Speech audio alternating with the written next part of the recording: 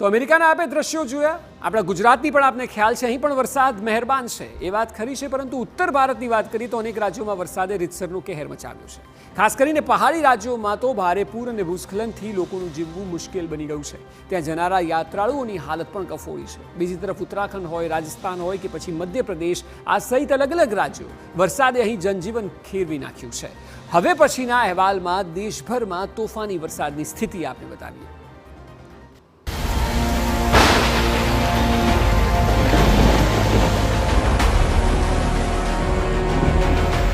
હિમાચલના હાલ બેહાલ. વરસાદે મચાવી જોરદાર તબાહી. વરસાદની શરૂઆત જ ભારે. હિમાચલમાં વરસાદની એન્ટ્રીના 2 મહિનામાં જ હાલત ખરાબ થઈ ગઈ છે. વરસાદ એવો વરસ્યો કે 259 માર્ગ વાહન વ્યવહાર માટે બંધ કરવામાં આવ્યા. 614 જગ્યા પર વીજળીનો પુરવઠો ખોરવાઈ ગયો છે. હવામાન વિભાગના જણાવ્યા અનુસાર 5 થી 9 જુલાઈ દરમિયાન મોટાભાગના સ્થળોએ હળવાથી મધ્યમ વરસાદ થવાની સંભાવના છે. 6 જુલાઈ માટે 3 જિલ્લામાં રેડ એલર્ટ જારી કરવામાં આવ્યું છે.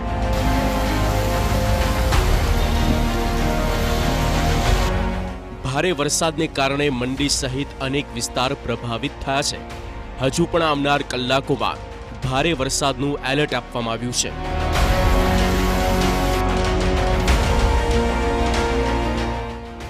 છ જુલાઈ સુધી હિમાચલ પ્રદેશમાં ભારે વરસાદનું એલર્ટ છે. બદલાતી વરસાદની પેટર્ને પહાડી રાજ્યને બરાબરનું બાનમાં લીધું છે. હિમાચલ પ્રદેશમાં લેન્ડસ્લાઇડનો ખતરો પણ રહે છે અને જમીન પોલી પડવાની સમસ્યા પણ સર્જાય છે. મંડી સહિત ચંબા, કુલ્લુ જેવા વિસ્તારોમાં તેની વધુ અસર જોવા મળી છે. મધ્યપ્રદેશમાં ભારે વરસાદ. ઘણા જિલ્લામાં પૂર જેવી સ્થિતિ. મંડલા ડિંડોરીમાં શાળામાં રજા. મધ્યપ્રદેશમાં ચોમાસું સંપૂર્ણપણે સક્રિય થઈ ગયું છે અને પૂર્વીય ભાગોમાં ભારે વરસાદને કારણે સામાન્ય જનજીવન ખોરવાઈ ગયું છે. જબલપુર, રેવા, સાગર અને શહડોલ વિભાગના ઘણા જિલ્લામાં પૂર જેવી પરિસ્થિતિ સર્જાઈ. નદીઓ અને નાળાઓ છલકાઈ રહ્યા છે. મંડલા, ડિંડોરી અને ટીકમગઢમાં ઘરમાં પાણી ઘૂસી ગયા હોવાના અહેવાલ મળી રહ્યા છે.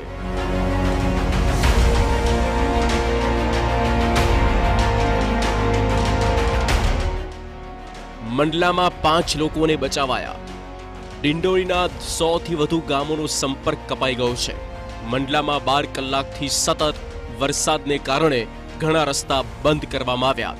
એસડીઆરએફની ટીમ મંડલામાં 5 લોકોને રેસ્ક્યુ કરીને બચાવ્યા છે.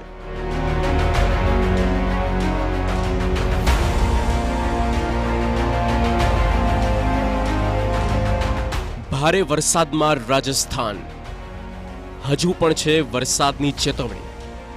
રાજસ્થાનની રાજધાની જયપુર સહિત 30 જિલ્લામાં ભારે વરસાદ છે. રાજસ્થાનમાં હજુ એ વરસાદ ચાલુ છે. આવનારા સમયમાં ભારે વરસાદ રહેશે, જેના કારણે 30 જિલ્લામાં એલર્ટ આપવામાં આવ્યું. આ જિલ્લામાં સીકર, કોટા, બારન, ઝાલાવાડ અને સવાઈ માધોપુરનો સમાવેશ થાય છે, જ્યાં ભારેથી અતિ ભારે વરસાદની આગાહી છે. હવામાન વિભાગે વાવાઝોડા તેમજ વીજળી પડવાની પણ ચેતવણી આપી છે. વહીવટીતંત્રએ બચાવ અને રાહત કાર્ય માટે સેના અને એસડીઆરએફની ટીમ તૈનાત કરી છે. લોકોને હવામાન વિશે માહિતી મેળવવામાં અને જરૂરી સાવચેતી રાખવાની વિનંતી કરવામાં આવી છે.